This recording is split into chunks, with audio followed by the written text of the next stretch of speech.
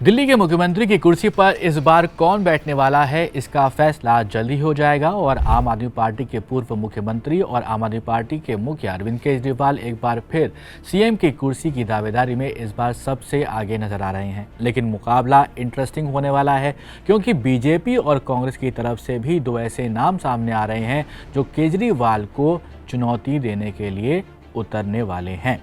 दिल्ली के मुख्यमंत्री की कुर्सी पर कौन बैठ सकता है, किसकी दावेदारी मजबूत नजर आती है, जानते हैं इस वीडियो में। मेरा नाम है सैयद सोबान, आप देख रहे हैं स्विच। आम आदमी पार्टी और कांग्रेस भले ही इंडिया ब्लॉक का हिस्सा हों, लेकिन दिल्ली विधानसभा चुनावों के लिए एक साथ चुनाव लड़ने पर बात नहीं बन पाई है।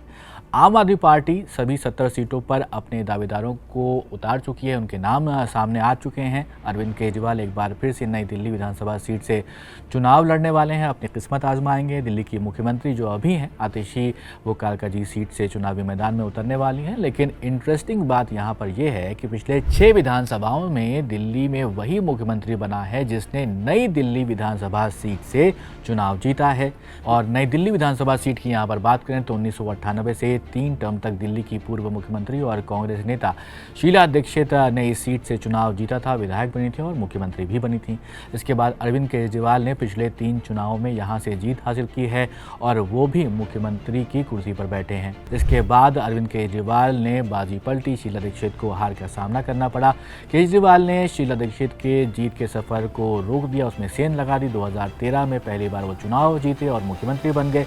इसके बाद 2015 और 2020 के चुनाव में भी अरविंद केजरीवाल इस सीट से चुनाव लड़ते हैं और मुख्यमंत्री पद तक पहुंचते हैं। अब 2024 में कयास लगाए जा रहे थे कि अगर सरकार आम आदमी पार्टी की फिर से बनती है तो क्या अरविंद केजरीवाल के अलावा किसी और को पार्टी मुख्यमंत्री पद पर नामित कर सकती है, उनका नाम ले सकती है। फिलहाल इस कयास पर भी खुद अरविंद केजरीवाल ने विराम लगा दिया है। एक न्यूज़ चैनल से बात करते हुए उन्होंने इस बात का ऐलान कर दिया है कि चुनाव जीतने के बाद ही वो मुख्यमंत्री की कुर्सी पर ही बैठेंगे।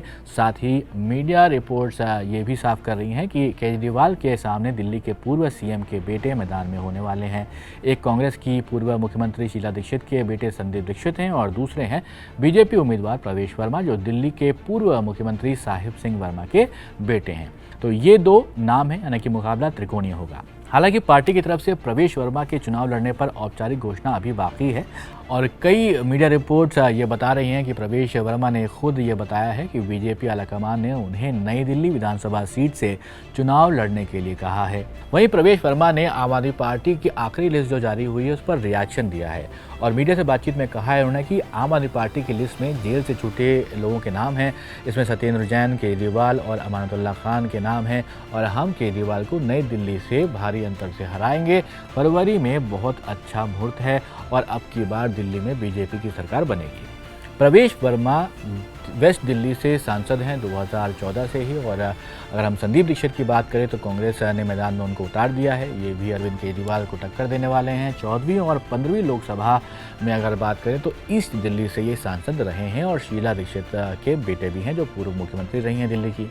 अब देखना यह होगा कि दिल्ली विधानसभा सीट से त्रिकोणीय मुकाबले में जीत किसकी होती है और नई दिल्ली सीट से पिछले 6 चुनावों पर जो भी जीता है वो मुख्यमंत्री पद पर पहुंचा है। मीडिया रिपोर्ट्स में इस बात के दावे मिलते नजर आ रहे हैं कि जो भी कैंडिडेट, चाहे वो बीजेपी के प्रवेश वर्मा हो या कांग्रेस के संदीप दीक्षित, अगर वो अरविंद केजरीवाल के जीत के सफर को रोकने में कामयाब होते हैं तो उन्हें दिल्ली में बड़ी जिम्मेदारी मिल सकती है।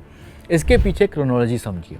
अब क्या समझ में आता है, असल में वेस्ट दिल्ली से सांसद रह चुके प्रवेश वर्मा को अपने इलाके के 10 विधानसभा छोड़कर नई दिल्ली के जो सीट है वहां पर केजरीवाल के खिलाफ उतारे जाने की बात चल रही है। इसी तरह से ईस्ट दिल्ली से जो सांसद रहे हैं संदीप दीक्षित, उनको कोई और विधानसभा सीट से भी चुनाव लड़ाया जा सकता था, लेकिन उनको भी नई दिल्ली विधानसभा सीट से ही उतारा गया है। ऐसा आखिर क्यों? बड़े सवाल हैं, इसके सवाल जल्द ही मिलेंगे चुनाव के बाद।